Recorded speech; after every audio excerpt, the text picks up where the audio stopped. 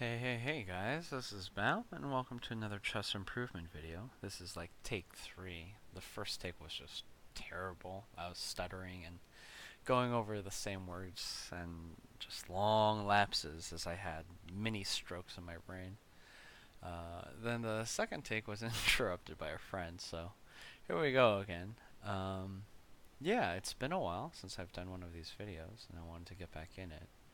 But before we started today, I kind of wanted to think about or talk to you guys about the practice that we've been doing. The idea in the beginning was that we would focus on making specific tactical puzzle sets that really focused on certain tactical motifs, and then we would go from there and apply our knowledge to make stronger and stronger, or add in more and more tactical motifs to have a wider range of puzzles. But I feel like from the experience that we've had so far with these puzzles, I don't know if they've been as instructional as I would have hoped them to be. Um, that being said, it would be unfair to make a decision right now and quit where we are. And I think this is probably true of any sort of improvement or development, is that sometimes you have second thoughts about the plan that you came up with, especially when there isn't really any feedback from anybody else.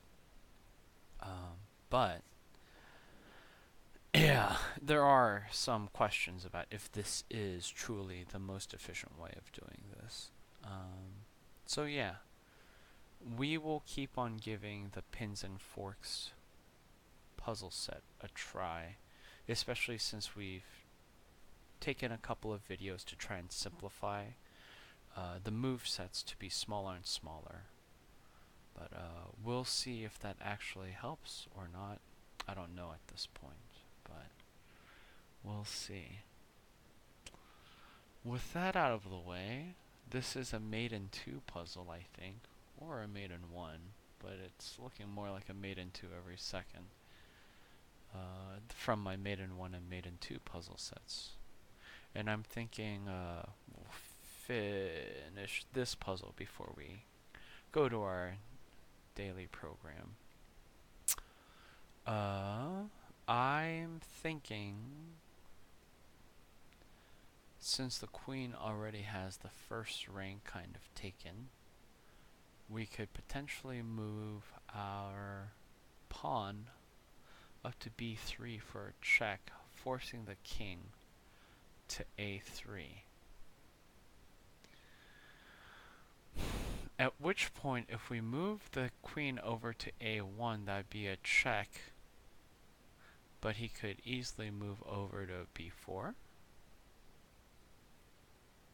Oh, he can't, because I didn't see that we had a bishop there.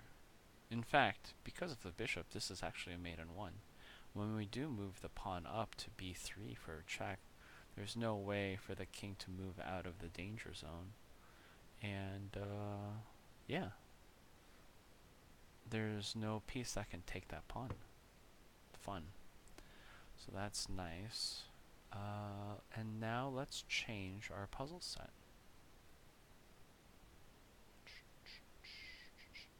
Ooh, that's not the right one. Ooh, that's not how we get there. Ooh, that's also not how we get there. Well, third. Oh, it was just maiden once. No wonder. Huh. Third time's a charm. So we'll go to personal and we'll go to pins and forks. And I'll be honest, it's been a while, so I don't know how much we had refined our process. But again, we will focus just on the discoveries and the forks for now, or the pins and the forks. So something I see immediately is that rook is unguarded, and also the king is behind a pawn shield without lift.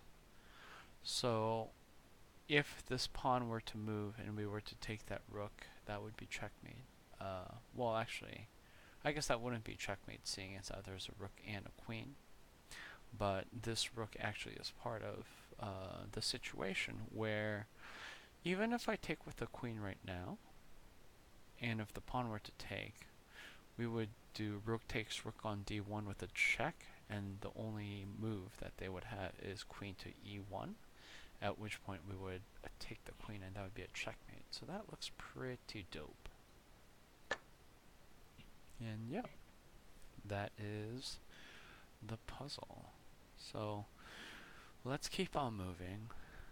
Another thought I had during my break was that as good and healthy as it is, with all the notes that I have written down for how to solve puzzles, the focus currently should be on trying to maximize how many puzzles we are doing to try to inundate ourselves with this specific theme. So I kind of want to be faster about how we do this as well. Alright, second puzzle. It looks like if we move the knight out of the way in some special way, we will get a free rook. In fact, because the knight can potentially double attack on d5 and e8 from c7, I can freely take the rook now, and if he promotes his pawn to a queen, I can just take the queen at that point. And there we go. That's my saying from now on. There we go. No, I'm just kidding. Okay, so he's haphazardly promoted, and we can take the queen, but there's a rook in the way. So we have to figure out a way to get rid of the rook, and then get rid of the queen. So what can we do? As long as the rook stays on the f-file, he's going to be an issue. So the first thing we have to do is get rid of him somehow. Oh, actually, I didn't realize I could just take the queen with the knight as well. So knight takes queen looks pretty solid, I'll be honest. But there must be something else that's even better, because that, I mean, there is a pin with the bishop, but I mean, is that the whole puzzle? Is there another benefit here? One of the benefits of just taking the queen is that we will be in a strong advantage material-wise.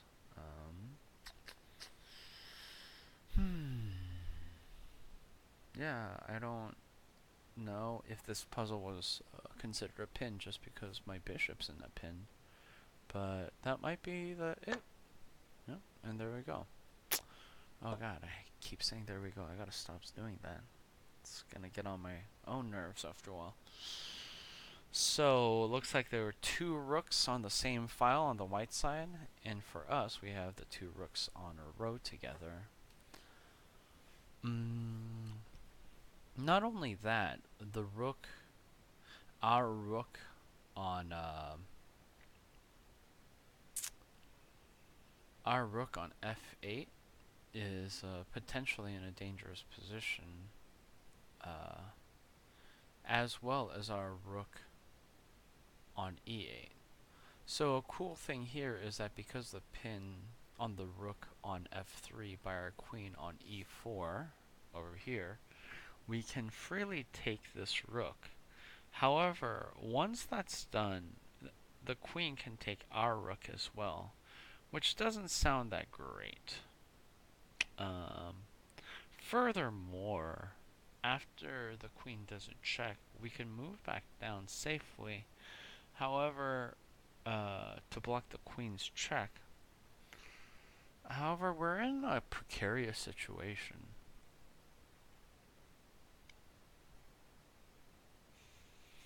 So if I were to take this rook, or if I were planning to take this rook, set up by this pin, I would first want to figure out a way to get this rook on e8 into a position where the queen wouldn't have such a detrimental effect. However, if we use a tempo to move our rook to safety, during that time, his rooks could freely take my f8 rook, and it's not like they'd be at an advantage, but it would definitely weaken my forces, and I don't think that's what I want. So, with all of that in mind, what do we have? We have a double attack potential with our knight here.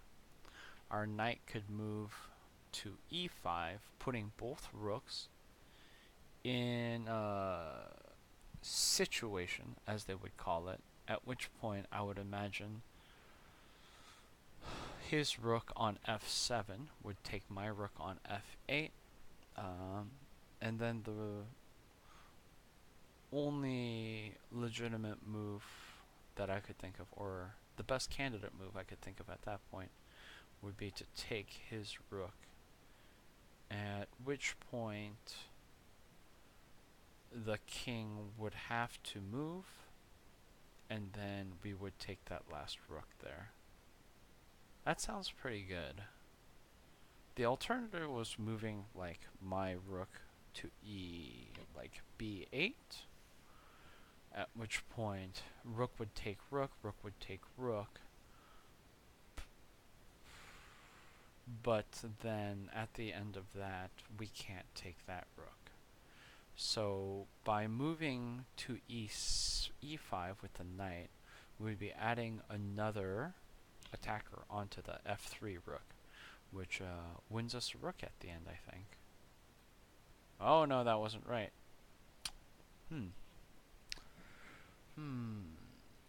So that's not right. And this, I don't think f7 taking is the right move either. But I guess it was? I was really afraid of the line of whatever this was going to turn out to be.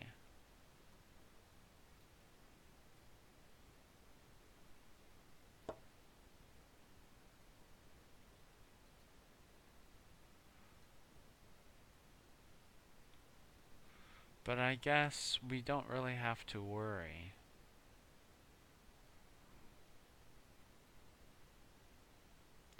In the end, is it that much of a better situation for us? I don't really know.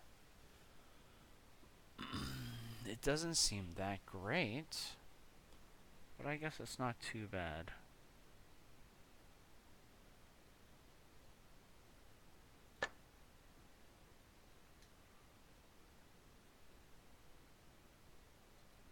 That looks terrible.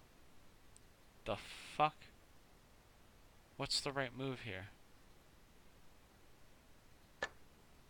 Oh, I guess that's the right move. Oh, I see. So he can't take that rook because of my queen, which I totally forgot about. So yeah, since my queen is defending e8, after I take this rook, actually, this is the best that they can hope for, if they were to take the rook. I was blind to the queen taking the rook, or defending the rook there. Also, is it my imagination, or do these white squares push out further than the blue squares? Am I crazy? Is this just an optical illusion? It must be. Weird. Okay, next puzzle.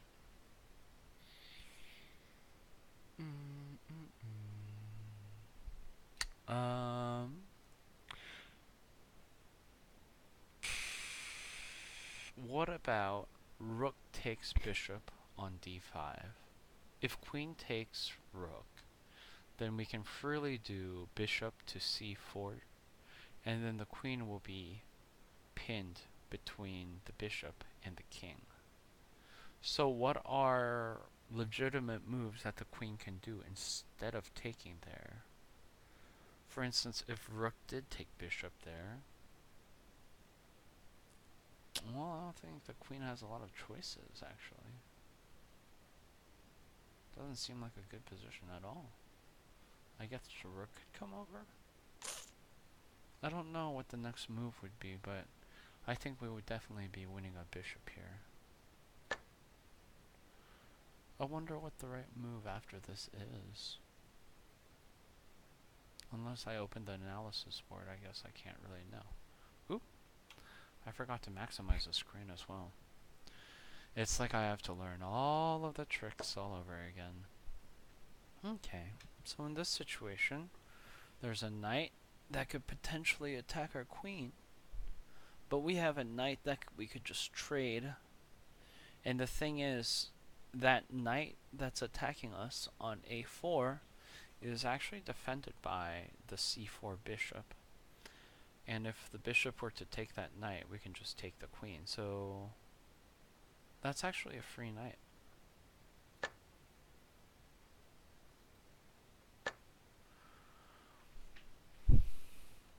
What happened? We just lost a knight.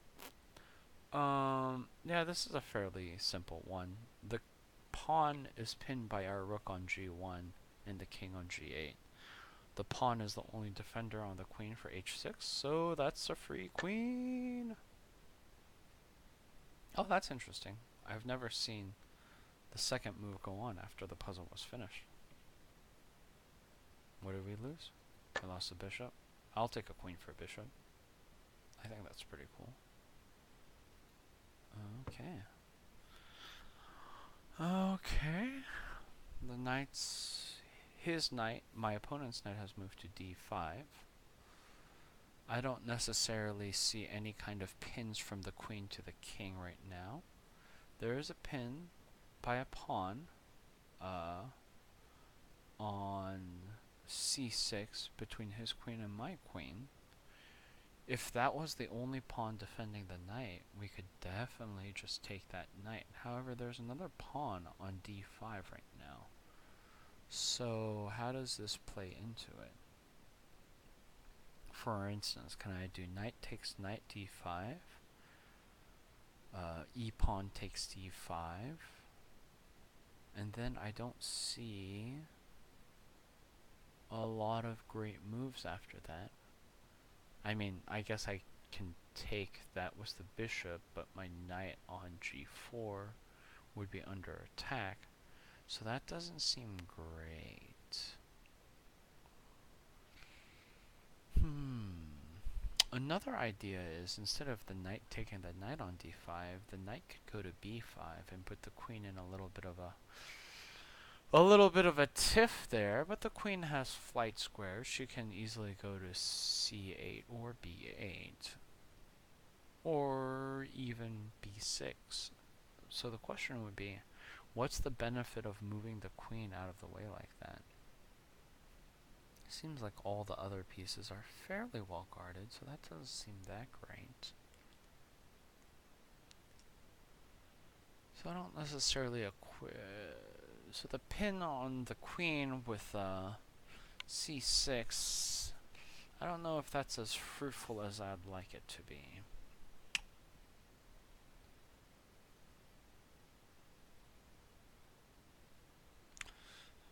So continuing on with the line of knight takes knight on d5, and then e-pawn taking d5, bishop to d5, takes pawn on d5, then bishop takes knight on g4. What do we really get out of that? Because the diagonal on a2 to g8 could be kind of deadly, except for the fact that they have a defender for that pawn on f7 with that rook on f8. So even if we clear all of that and sacrifice our knight, I don't really see a truly strong position that we can get out of that.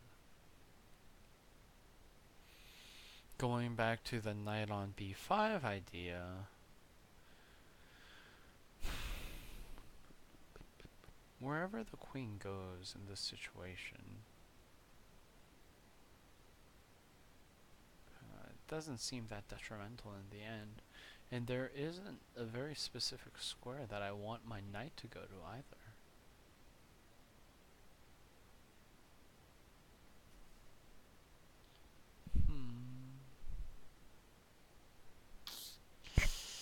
What other kind of pins are there? No diagonal pins that seem that important. Perhaps there's a double attack of some kind that could be strong for us.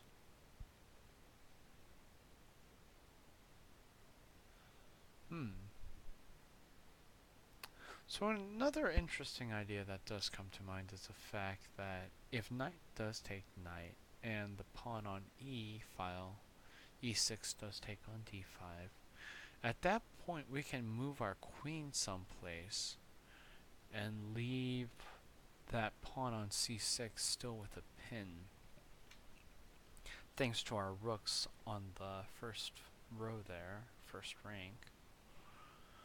But if that's gonna be the case, I don't feel like there's anything heavily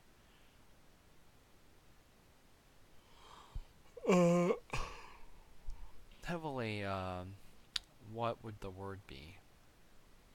Usable? Abusable?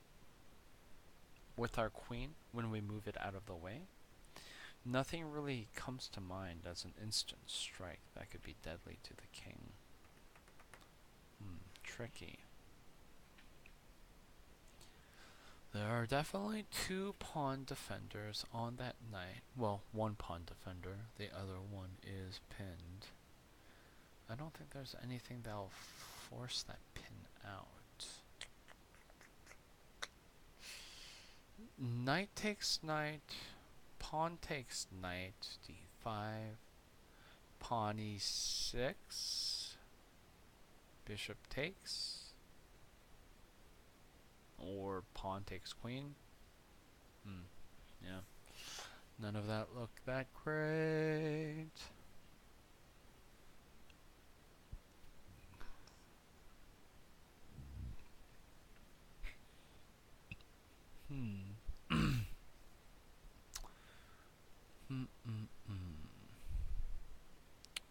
So I guess another one we could think about instead of knight takes knight is bishop takes knight. That might be more fruitful, seeing as how when the knight is on d5, it does attack the queen and the bishop. So potentially we could do like bishop takes knight on d5, e-pawn takes bishop on d5, knight takes pawn on d5, queen has to move, queen cannot move to d6 because the pawn on e5, so she has to move somewhere else, at which point we would be able to take the bishop on e7. So what is that? Minor piece,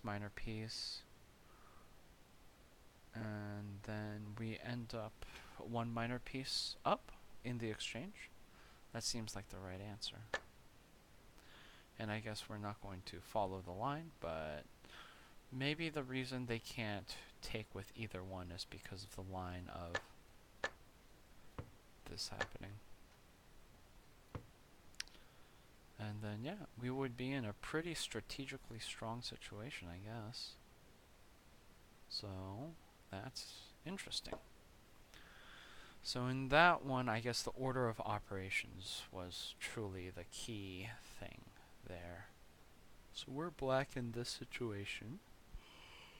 We have a pin on the f2 pawn between our bishop on b6 and his king on g1. How does that play into this? I'm not exactly sure yet.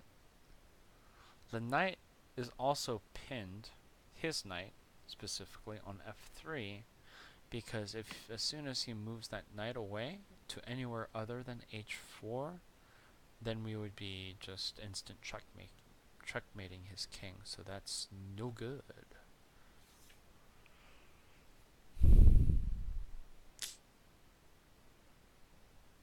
Furthermore, again, this king, our opponent's king, is behind a pawn shield with 0 lift. Well, same for us. But in this case, if our queen, that pawn right now, his pawn on e6 is in a pin, because if that pawn wasn't there, we could take twice on e1 with both of our rooks, and that would be checkmate. Because that would be rook takes rook on e1, knight takes rook on e1, and then rook takes knight on e1 with a checkmate. So in this situation, we can just take that rook with our queen without worrying too much about anything. No, this is a terrible position for white. I mean, even before the rook was taken. Just all of these guys, dangerous, dangerous. Okay, let's see here. We're black again. The queen, the king, and the bishop are all on one easy diagonal, which is kind of funny and weird.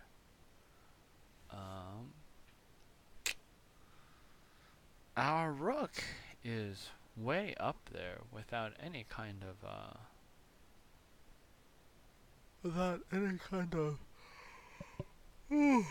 backup. But the question is, what can we do with this situation?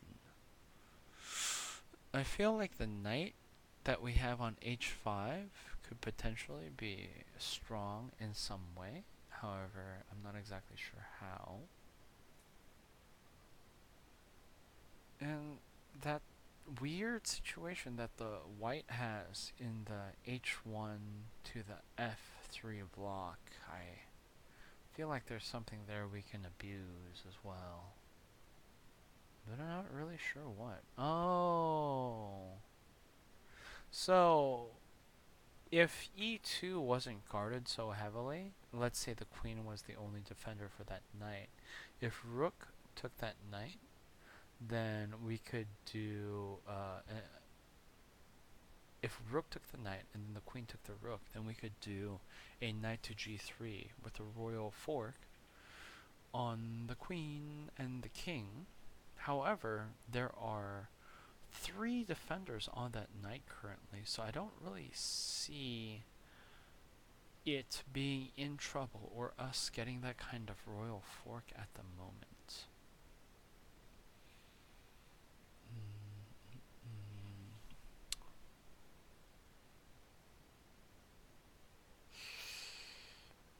Is there potentially something worth meriting over our dark squared bishop on g7 taking his knight on c3?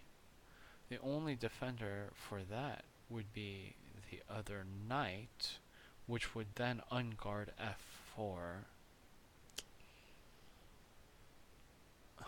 But I don't see that being immediately effective. If knight does take knight to defend the bishop taking the knight, are there other things that come about that we can exploit? Doesn't really look like it to me.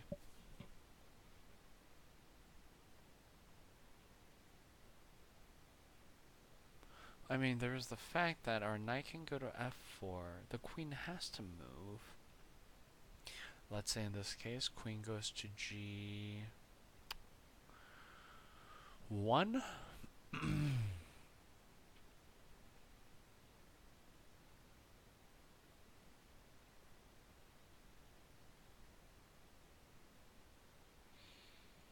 At which point our rook would be in danger. I guess she can't go to g1 because if she does, the queen can just take on h3. And that looks pretty checkmatey. So g1 is right out. So that leaves 3 other positions that she could move to. She could move to a g3. But g3 isn't quite effective because then our Knight can just jump over and take d3.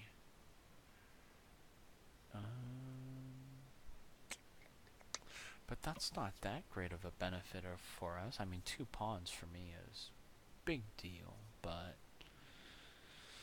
I don't feel like that's what the puzzle is trying to teach us necessarily. Interesting.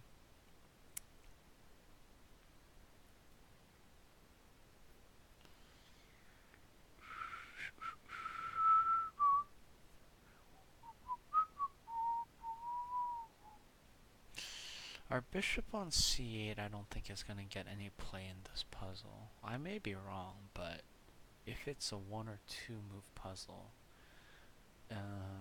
too slow, too irrelevant, that bishop does seem promising somehow. Bishop takes knight c3, knight takes bishop c3, knight takes f4,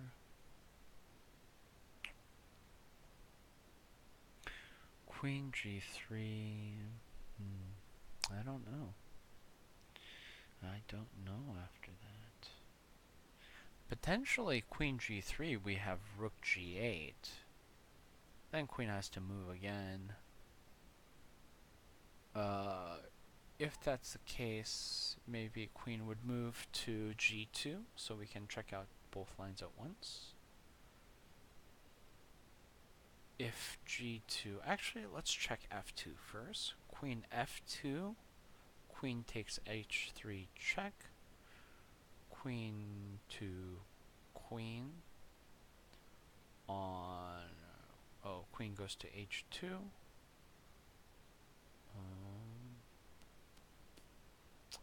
That's all very confusing.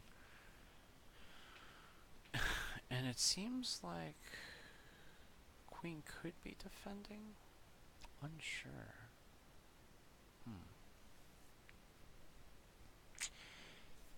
I don't know.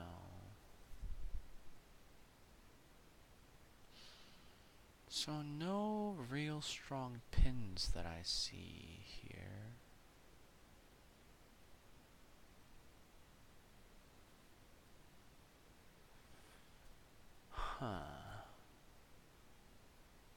I'm not exactly sure.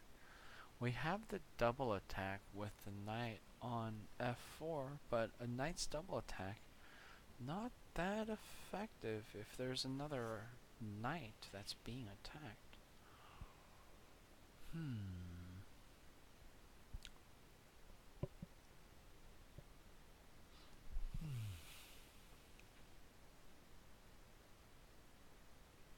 Another potential idea is bishop takes knight on c3, and then when the knight goes to take that bishop, our queen could take on f4. However, then we're pinning ourselves in a discovered situation, especially when the next move could easily be something like bishop takes b7, where they get a free pawn and a tempo, as we have to move our queen away. That doesn't seem like the right thing to do.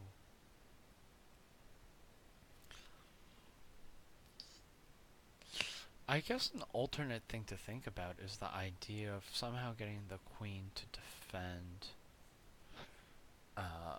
f3. So let's say bishop was only defended by the queen and the rook took the bishop on f3. Would there be a way to use that pin in some way? But like I said, our light squared bishop is, I think, a little too slow. We don't really have a lot of quick ways of activating it.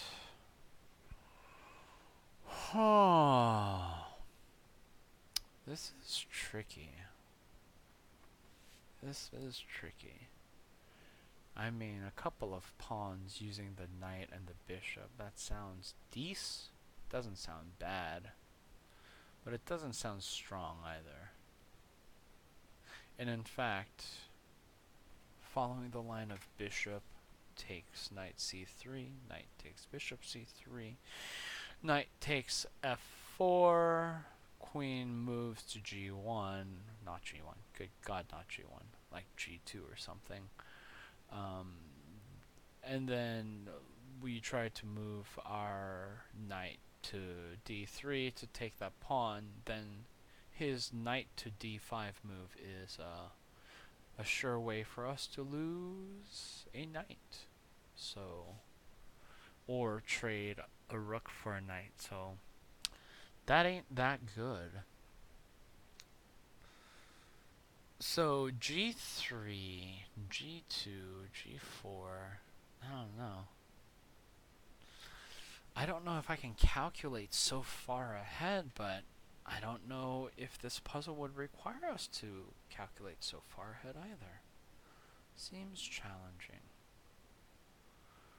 If our rook was on g8, that knight on d3 would not be in a good position. But if we waste one tempo moving the rook, then his knight will be able to escape to almost anywhere, really. My head's starting to ache. Well, I feel like bishop takes c3 is good, but it could be completely wrong.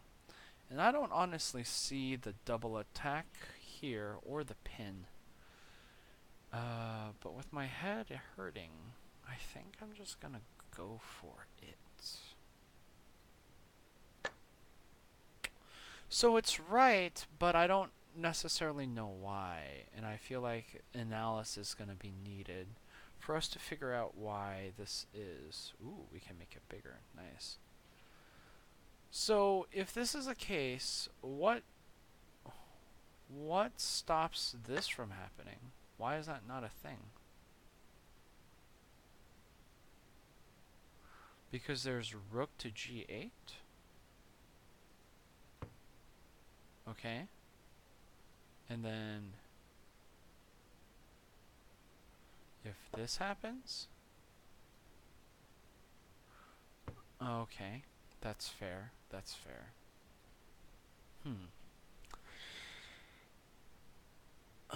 I see. So the knight taking definitely leaves things a little bit dangerous. So the best move here is to disregard that we lost a knight on the white side and just trade down, huh?